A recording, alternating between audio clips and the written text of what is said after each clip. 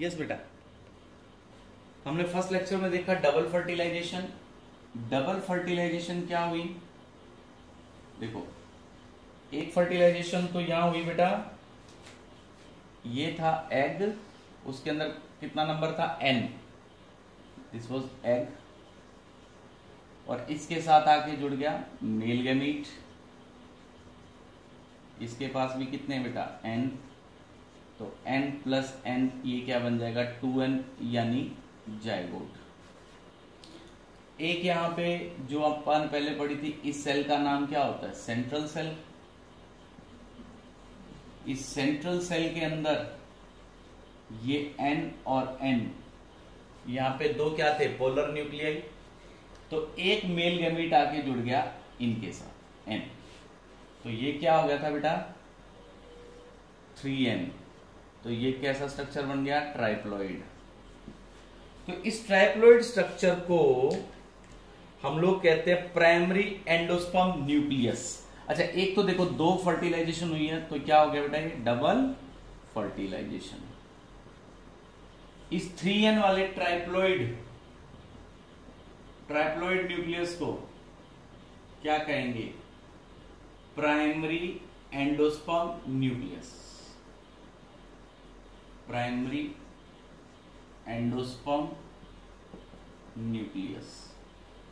अब इस central cell में ये बन गया प्राइमरी एंडोस्पर्म न्यूक्लियस। इसके बाद हम इस सेल का नाम भी बदल देते हैं, now central cell called primary endosperm cell. इस सेल को अब आप कह सकते हो प्राइमरी एंडोस्पर्म सेल, ठीक है जी। इसका पर्पस क्या है, ये बेटा एंडोस्पर्म बनाएगा यानी फूड बनाएगा। The purpose of this cell is to form endosperm for the embryo, baby के लिए, जो बेबी को क्या देगा, न्यूट्रिशन, फूड देगा बेटा उसको, ठीक है।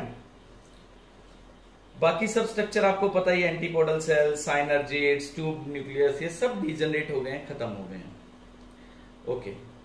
इस तरह की फर्टिलाइजेशन जिसमें नॉन मोटाइल गैमीट्स को पोलन ट्यूब के थ्रू, देखो यहां पे फर्टिलाइजेशन कैसे हुई है, फर्टिलाइजेशन हमने अभी देखा किसके थ्रू हुई थी, पोलन ट्यूब के थ्रू हुई थी जी। तो इस तरह की फर्टिलाइजेशन को जिसमें पोलन ट्यूब साथ यूज होती है, इसको कहते हैं सिफोनोगैमी, सिफोनोगैमी। It is the type of fertilization where pollen tube is used to carry the male gametes to the female gamete। Male gamete को ले जाने के लिए पोलन ट्यूब बनती है बेटा, ठीक है। तो पोलन ट्यूब,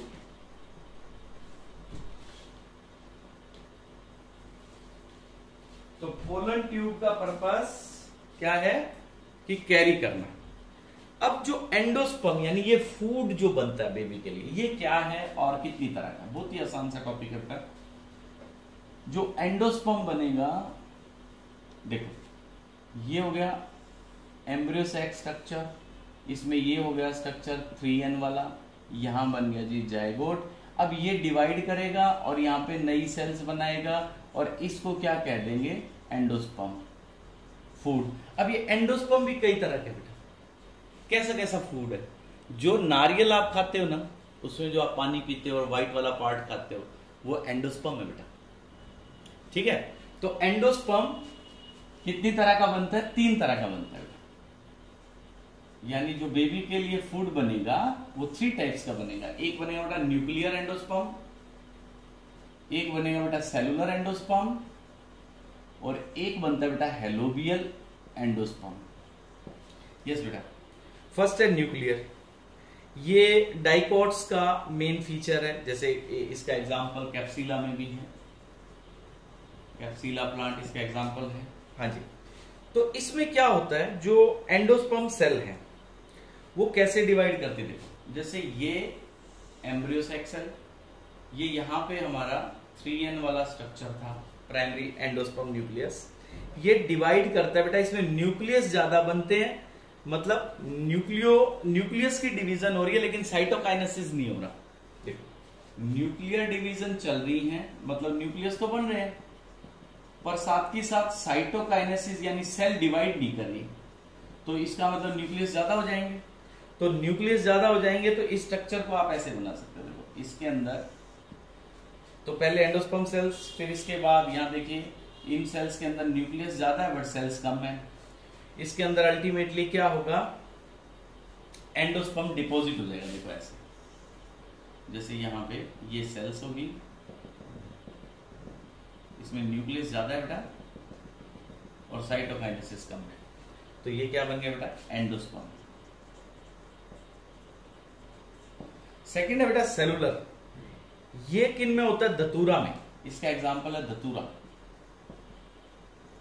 और एक एग्जांपल इसका बेटा पिट्यूनिया। इन दो प्लांट्स के अंदर सेलुलर एंडोस्पर्म बनता है। सेलुलर एंडोस्पर्म में क्या होगा बेटा, सेल्स बनेंगी इसके अंदर। देखो जैसे ये एम्ब्रियो सैक सेल, यहां पे जैसे ये एम्ब्रियो है फॉर एग्जांपल, एक बार मान लेते हैं, इसके अंदर ये सेल्स बन गई बेटा, देखो ऐसे।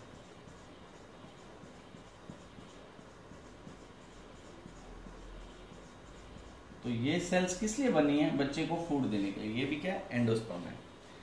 थर्ड है बेटा हेलोबियल। हेलोबियल में दोनों के ही फीचर है, पहले न्यूक्लियर और फिर सेलुलर। ये इसका एग्जांपल कौन है, मोनोकोट प्लांट्स के अंदर इस तरह का एंडोस्पर्म बनता है, हेलोबियल टाइप। ठीक है बेटा, इसको इंटरमीडिएट टाइप भी बोलते हैं। वो ये किसका फीचर है, ऑफ मोनोकोट प्लांट्स। अब जैसे जो मैंने आपको बताया कि कोकोनट के अंदर, नारियल में जो आप खाते हैं वो भी हम खाते एंडोस्पर्म ही है बेटा। तो इसमें एक इंपॉर्टेंट एग्जांपल आप देख सकते हो, कोकोनट। कोकोनट में जो ड्रिंकिंग पोर्शन है वो है न्यूक्लियर एंडोस्पर्म। जो पानी हम पीते हैं ना, ड्रिंकिंग पोर्शन, वो होता है बेटा न्यूक्लियर एंडोस्पर्म। और जो व्हाइट वाला पार्ट है उसका, जो व्हाइट एडिबल पोर्शन है,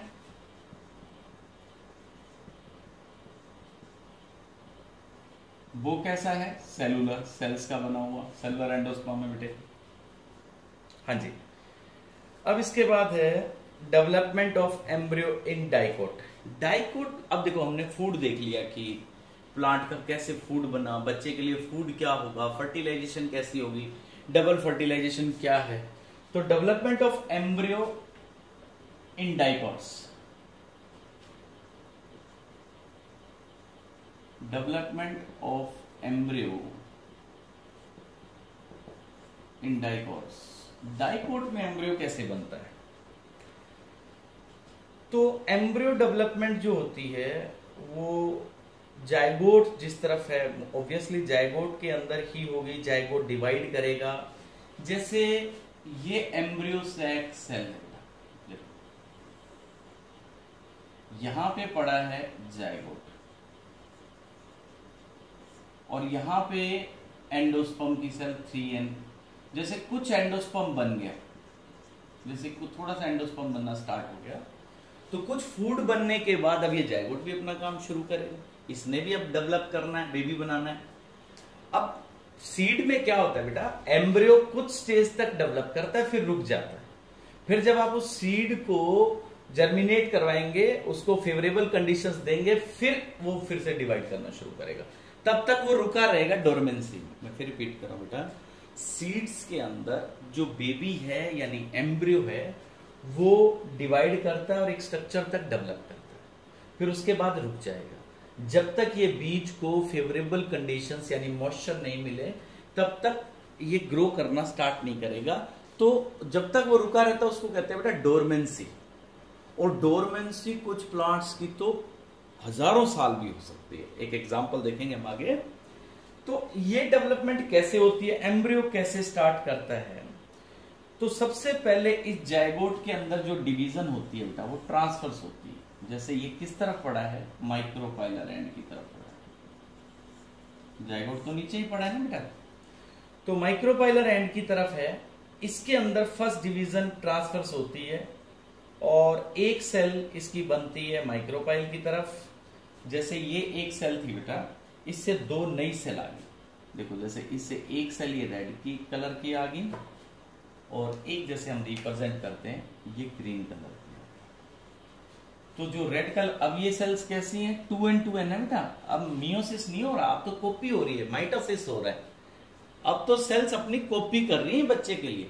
इसमें पहले जब जाइगोट बना था तो आधी सेल एन कौन लेके आया था, पोलन ट्यूब लेके आई थी, और एन इसके पास इस प्लांट का है। तो अब इसमें माइटोसिस चलेगी, फर्स्ट डिवीजन ट्रांसफर चलती है। जो माइक्रोपाइलर की तरफ जो सेल होती है, यानी रेड वाली, इसको कहते हैं बेटा basal cell. This is called basal cell. इसको बेसल सेल कह सकते हो आप, इसको सस्पेंसर सेल कह सकते हो, दो नाम है इसके बेटा, बेसल और सस्पेंसर सेल। और जो दूसरी है सेल, अदर सेल जो कैलाजा एंड की तरफ है, इसको एपिकल, टर्मिनल या एम्ब्रियोनल सेल कहते हैं। You can call it apical,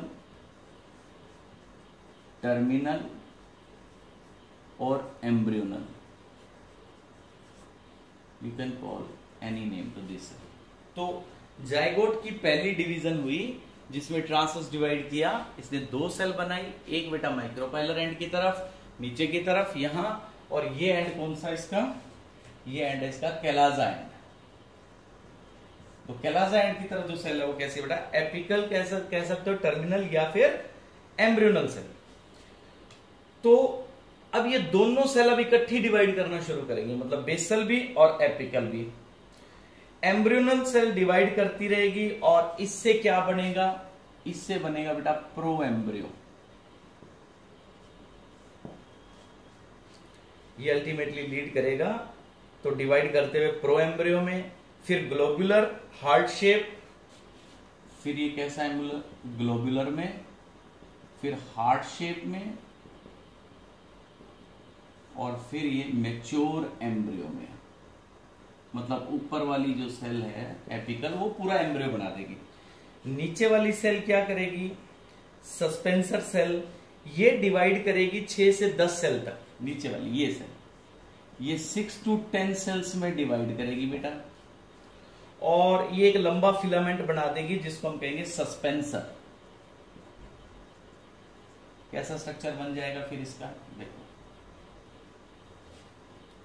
इसमें बेटा ये स्ट्रक्चर अल्टीमेटली आपको ऐसा दिखेगा।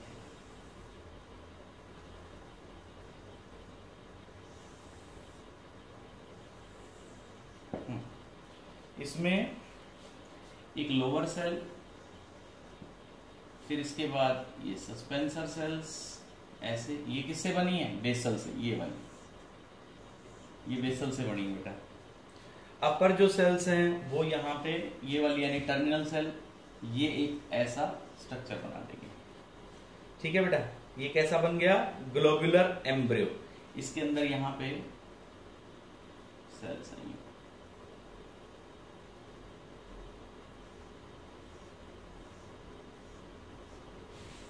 This is globular embryo. ठीक है जी, हाँ जी। जो ये वाली सेल थी that is called as haustorial cell. Haustorial cell. फिर कुछ टाइम बाद ये डिवीजन चलती जाएगी। ये कैसा बना बेटा, ग्लोबुलर एम्ब्रियो। फिर ये डिवाइड करती जाएगी, फिर ये बन जाएगा हार्ट शेप। अब देखो इसके बाद अब ये बन जाएगा बेटा हार्ट शेप, ऐसा।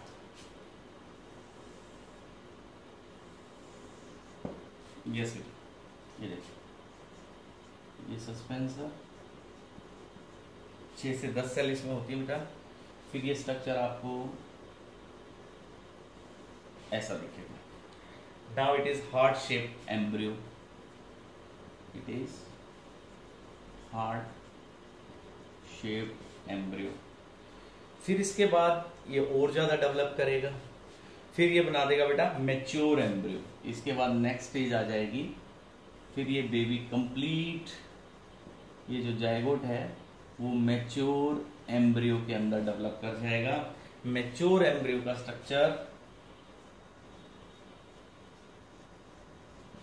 सस्पेंसर, सस्पेंसर के बाद बेटा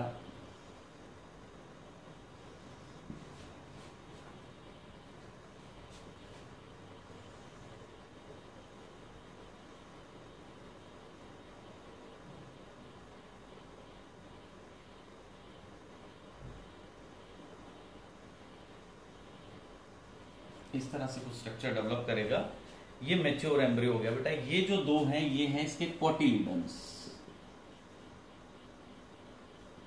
ये डाइकोट है तो दो कोटिलिडन आगे बेटा। इन कोटिलिडन्स के बीच में यहां जो स्ट्रक्चर है वो क्या है, प्लूम्यूल, जहां से शूट चलेगी बेटा। इसके नीचे बेटा यहाँ पे ये क्या है, रेडिकल, जो रूट्स जहां से स्टार्ट होगी। तो रेडिकल, प्लूम्यूल और कोटिलिडन्स, ये स्ट्रक्चर इसके अंदर बन जाएंगे। तो ये डेवलपमेंट है डाइकोट एम्ब्रियो की। तो इसके डायग्राम्स आपने करने हैं बेटा, यहां तक आपने लर्न करना है। अब अपना ये टॉपिक बस थोड़ा सा ही रहेगा चैप्टर में। एक तो हमने करना है सीड डेवलपमेंट कैसे चलेगी, डोरमेंसी पढ़नी है बेटा। बस दो ही टॉपिक बचे हैं, उसके बाद ये चैप्टर कंप्लीट हो जाएगा। छोटी छोटी डेफिनेशन है जैसे पार्थिनोकार्पिक, पोली एम्ब्रियो, एपोमिक्सिस। तो बस सीड का पार्ट बचा है। आपने इसके डायग्राम्स जरूर बनाने हैं। एनसीईआरटी में पेज नंबर 35 पे, 34, 35 और बेटा 37 पे जो दे रखा है आपको मोनोकोट का स्ट्रक्चर सीड का, ये ड्रॉ करना है, इसकी प्रैक्टिस करनी है। ठीक है बेटा, thank you, have a nice day.